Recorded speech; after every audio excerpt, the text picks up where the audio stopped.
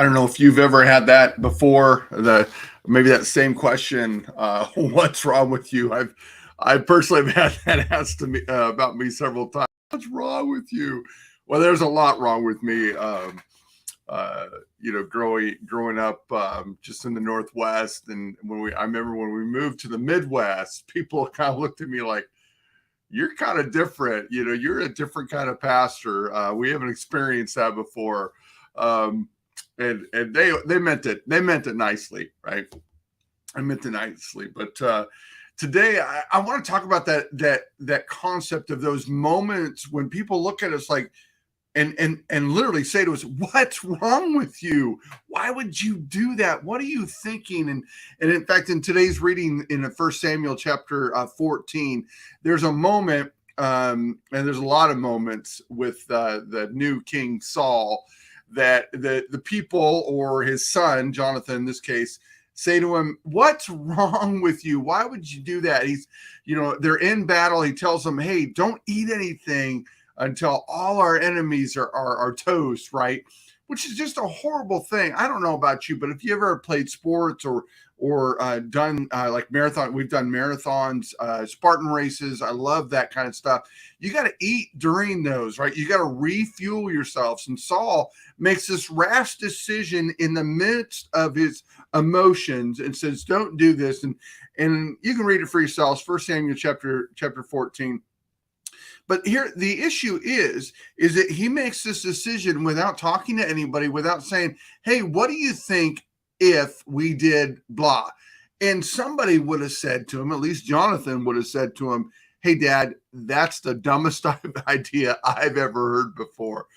And so often we fall prey to that more and more. We make a decision based on the circumstances around us, or based on our emotions, or based on our fear, based on other things, and we need that outside perspective. In fact, today's reading, one of my favorite proverbs of all time, iron sharpens iron. And do you understand how that works? Basically, what it's talking about, back in those times, they would take one piece of iron and another piece of iron, and they would hit it, and it would knock off the rust. It would knock off the grime. It would knock off the stuff. But understand that both pieces that would actually get sharpened, right? The conflict, the stuff would rub off. And that's what it's talking about, or what we're talking about today when we think about what's wrong with you. Too often we're not allowing that other piece of iron to hit us and maybe knock off some of those the dumb ideas that we might have, to knock off those things that we're going to, the rash judgments that we're going to make.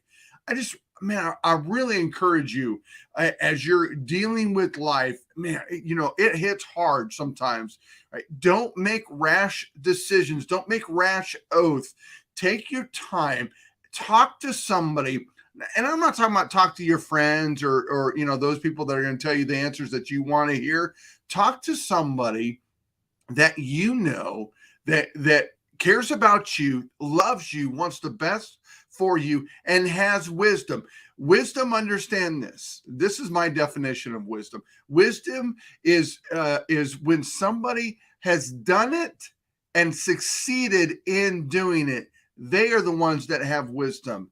Those individuals that have never done it, or maybe read it, or Googled it, or watched a YouTube video about it, they don't have wisdom.